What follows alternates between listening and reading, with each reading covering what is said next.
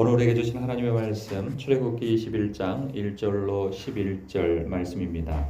생명의 샘과 8월 23일 월요일 말씀 종에 관한 법 함께 읽겠습니다. 내가 백성 앞에 세울 법규는 이러하니라.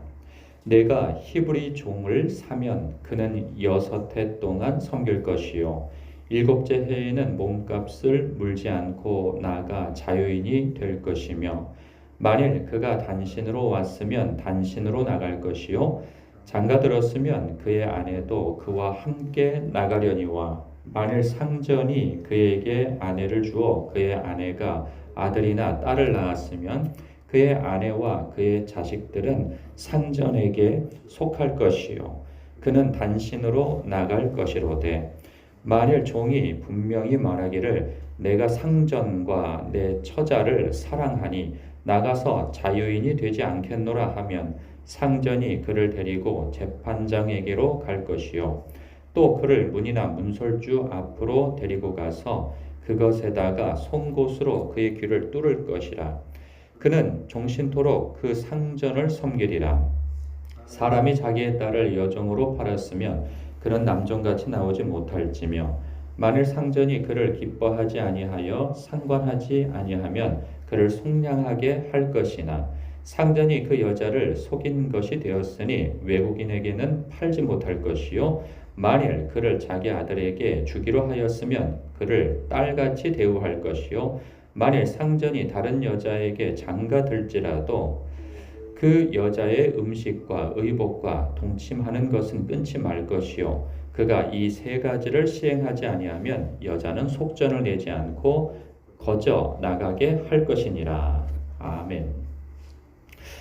우리가 잘 알고 있는 십계명을 주신 이후에 하나님께서는 이스라엘 백성들에게 하나님 백성 즉 시민으로서 지켜야 할 법질서를 알려주시고 계세요. 그 첫 번째가 종에 관한 법을 말씀해 주시는데요. 오늘 말씀은 우리에게 참 생경한 말씀입니다. 왜냐하면 우리 문화에는 전혀 맞지 않는 그리고 현 시대에는 전혀 맞지 않는 말씀이기 때문이죠. 오늘날 노예나 종이 있지 아니하니 이 말씀이 우리와 무슨 상관일까 싶은 생각이 드는 말씀입니다. 그렇기 때문에 우리가 이 성경 말씀을 볼 때에는 규범적으로 말씀 그대로 성경에 기록되어져 있는 글자 그대로를 우리는 받아야 합니다라고 하기보다는 그 말씀에서 그 말씀이 가지고 있는 그 정신이나 그리고 어떤 의미 그리고 하나님께서 어떤 의도로 이 말씀을 주셨는가 생각해 보는 것이 사실 더 중요한 것이죠. 이스라엘에는 사실 자기 동족에 대한 이 종을 삼으라 노예 제도 이것을 그런 제도는 사실 없는 것이 맞습니다. 이 말씀을 보고 그 과거에는 불과 수백 년 전 일이지만 이 성경을 근거로 해서 성경이 노예 제도를 옹호하고 있지 않느냐 하여서 자기들이 노예를 부리는 것에 대해서 정당성을 갖는 말씀으로 삼곤 했었는데 전혀 그런 말씀이 아닌 것이죠. 이 말씀만 보더라도 그 당시에는 지금 이 성경 시대 때, 이 고대 시대 때 이 말씀이 주어졌을 때에는 이방 나라, 세상에서는 이런 법은 없습니다. 노예에 대해서, 종에 대해서 이런 법은 없죠. 그러니까 철저히 그 시대에는 상전이나 그리고 그 시대에 주권을 가지고 있는 자들 중심으로 해서 그들의 권익을 보호하는 중심으로서의 법이 있는 것이지 결코 노예를 위한 법은 없습니다. 종이나 노예를 위한 법 말이죠. 그런데 이 하나님 나라 시민들, 이 백성들에 대해서는 전혀 다른 법을 주고 있죠. 가만히 읽어보면 이 내용에서는 그 시대의 그 약자, 자기 스스로를 보호할 수 없는 그런 종이나 혹은 여인들에 대해서 그들의 권익을 보호하고 그리고 그들이 다시 일상의 삶으로 되돌아갈 수 있도록 하는 법을 이렇게 제정해 놓은 것이죠. 이 첫 번째 남종에 대한 이야기가 나와요. 보면 그 국적이 아니면 히브리 사람인 거죠. 같은 동족에 대한 이야기를 해주고 있어요.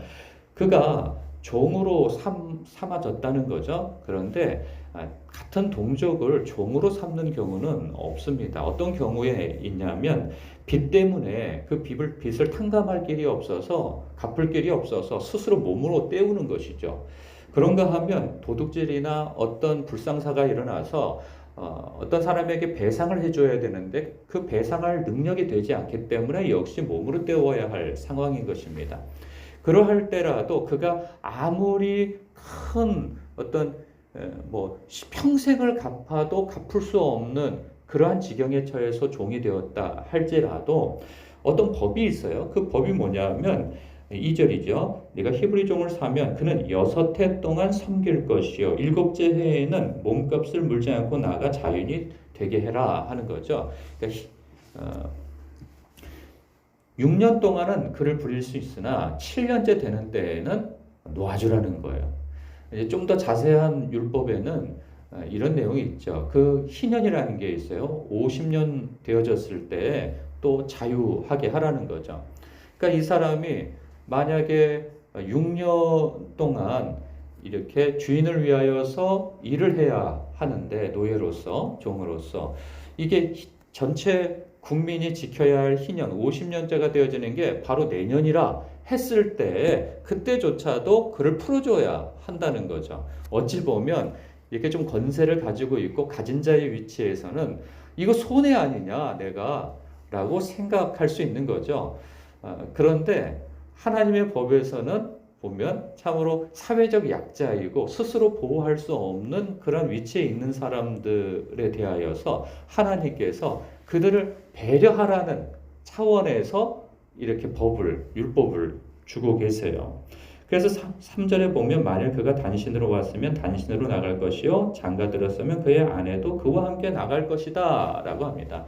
종살이를 하면서 또 이 외간 여자와 이렇게 결혼을 했을 때에는 그 6년째가 되어지고 7년째에는 그냥 같이 해방이 되어져서 나갈 수 있다는 거죠. 그런데 예외 규정이 있어요. 만일 상전이 그에게 아내를 주어서 그의 아내가 아들이나 딸을 낳았으면, 그러니까 상전의 소유인 여자를 이렇게 만나게 되어져서 결혼을 하게 됐다면 그 여인은 상전의 소유이기 때문에 나갈 수 없다는 이야기를 하고 있는 거죠. 같이. 그럴 때는 그의 아내와 그의 자식들은 상전에게 속할 것이요 그는 단신으로 나갈 것이로되 만일 종이 분명히 말하기를 내가 상전과 내 처자를 사랑하니 나가서 자유인이 되지 않겠노라 하면 상전이 그를 데리고 재판장에게로 갈 것이요 또 그를 문이나 문설주 앞으로 데리고 가서 그것에다가 송곳으로 그의 귀를 뚫을 것이라 그는 종신토록 그 상전을 섬기리라. 그러니까 자발적으로 하는 거죠. 이 결정을 누가 하는 것입니까? 이방 나라 같은 경우에는 이 결정을 주인이 하지 종에게 맡겨두지 않습니다. 종이 무슨 권리가 있어서 자기가 주인에게 더 있고 아니면 나갈 것을 결정하겠습니까? 이 자체가 굉장히 그 시대에는 도무지 이방 나라는 받아들일 수 없는 그런 법규입니다. 모든 주권은 주인에게 있지 무슨 종이 자기가 나갈 것과 남을 것을 결정합니까? 그런 것은 없는 거예요. 이런 것만 보더라도 이 당시에는 굉장한 법이 되는 거죠. 그리고 7절에 보면 이 여종에 대한 이야기를 해요. 그런데 이 여종에 대한 규정은 좀 달라요. 그런데 신명기를 보면 사실 똑같은데 여기에서는 여종이라고 하는 차원이 어떤가 하면 첩으로서의 여종을 이야기하고 있음을 봐요. 사람이 자기의 딸을 여종으로 팔았다는 거예요. 너무 집이 가난해가지고 어떤 이유에서 이렇게 좀 가진 사람에게 팔았다는 거죠. 근데 그것은 종으로서가 아니라 첩으로서 이제 팔았다고 하는 의미로 볼 수가 있습니다. 그는 남종같이 나오지 못할지며 8절에 만일 상전이 그를 기뻐하지 아니하여 상관하지 아니하면 그를 속량하게 할 것이나 그러니까 놓아주라는 거죠. 상관하지 않았다는 것은 잠자리를 같이 하지 않았다는 것이죠. 왜냐하면 기뻐하지 않기 때문에 자기가 첩으로 들였으면서도 그 여자를 기뻐하지 아니하면 그냥 내줄 일인 것이지 보낼 일인 것이지 왜냐하면 그 여자를 속인 것이 되었다는 거예요. 자기가 첩으로 삼을 것으로서 그 여인을 들였는데 뭐 다른 마음에 드는 여자가 있어서 그냥 내보내거나 아니면 외국인에게 팔아버리는 그런 일을 해서는 안 된다 하는 이야기를 하고 있어요. 그래서 9절 만일 그를 자기 아들에게 주기로 하였으면 그를 딸같이 대우할 것이요 만일 상전이 다른 여자에게 장가들지라도 그 여자의 음식과 의복과 동침하는 것은 끊지 말 것이요 그가 이 세 가지를 시행하지 아니하면 여자는 속전을 내지 않고 거저나가게 할 것이라. 철저히 약자의 편에서 법이 제정되어져 있음을 봅니다.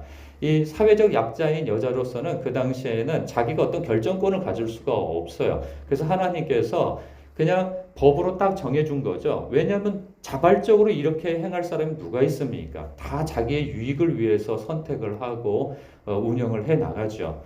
그런데 이렇게 해놓지 않으면 사람들은 지키지 않기 때문에 하나님께서 그렇게 법 규정으로 세워 놓으심을 봐요. 그런데 여러분 아무리 법 규정을 해놨어도 사람이 지키지 않으려고 하면 이게 강제적 이렇게 하나님이 높임을 받거나 하나님께서 이렇게 어떤 그 권위가 인정받지 않는 시대마다 성경 시대 때 보면은 저마다 이게 하나님의 백성으로서 율법이 무너지고 그리고 하나님의 높임 받는 것이 그 비중이 굉장히 약화되어졌을 때에는 사람들이 가난한 자나 이렇게 종에 대해서나 외국인에 대해서나 막 함부로 대하는 그런 시대가 온단 말이죠. 그러면 중요한 것은 무엇이냐? 어느 때이든지 하나님을 경외하며 자신들이 하나님 앞에 어떻게 구원을 받았는가, 어떻게 하나님의 백성이 되었는가에 대한 은혜의식을 놓쳐버리면 이렇게 살지 못한다는 거죠. 중요한 것은 그들의 삶 속에서 은혜의식을 가졌을 때만이 이 법을 지킬 수가 있어요. 신명기에 보면 이 법을 15장에 보면 좀 더 자세히 이야기를 합니다. 너희들이 이러한 것에 대해서 부당하게 여길 것이 아니라 왜냐하면 가진 자 입장에서는 자기가 재산적 손해를 본다고 생각하지 않겠어요? 그런데 하나님께서 이렇게 말씀하시는 거예요.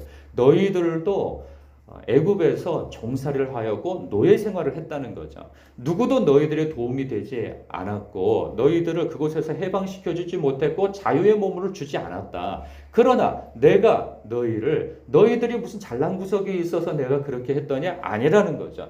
너희들이 아무런 잘난 구석이 없고 너희를 구원하였어도 너희들은 늘 불평불만에 차 있는 자격 없는 자들의 모습이었으나 하나님께서 내가 너희를 불쌍히 여겨서 너희를 거기서 해방시켜 주었고 내 백성 삼아 주지 않았느냐? 너희들 자유의 몸을 주지 하였느냐? 그러니 너희들은 그 은혜를 생각함으로 해서 너희들이 받은 것을 약자들에게 그렇게 해주라. 그 말씀을 하고 있는 거죠.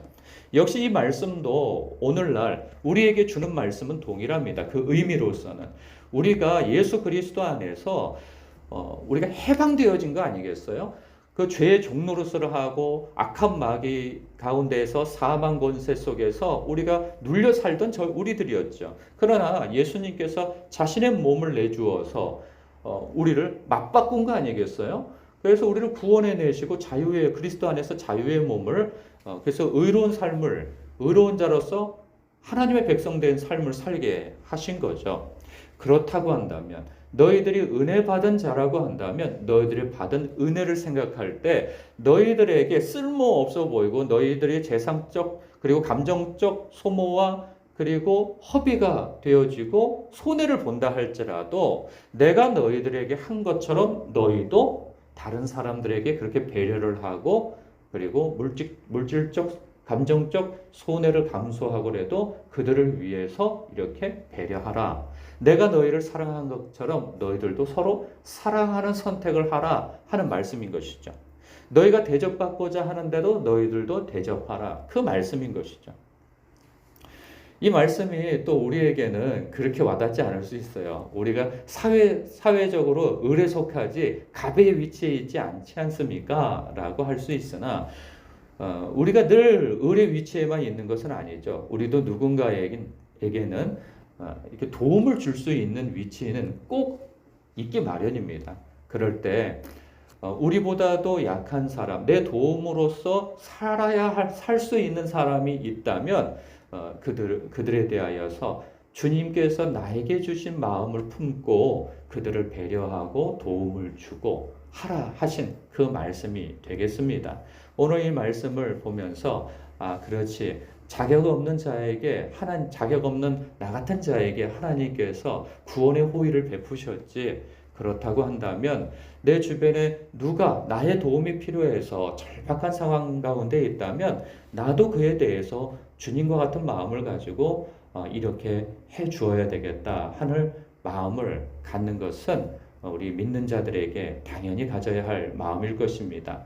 오늘도 내가 누군가에게 무슨 배려를 받아야 돼 라고 생각할 것이 아니라 하나님께서 오늘 나를 통하여서 누군가에게 하나님의 성품을 드러내고 하나님의 풍성하심을 드러내라 하시는구나 라고 여기면서 오늘도 작은 베품과 나눔과 배려의 삶을 사시는 여러분 되시길 주님의 이름으로 축복합니다. 기도하겠습니다.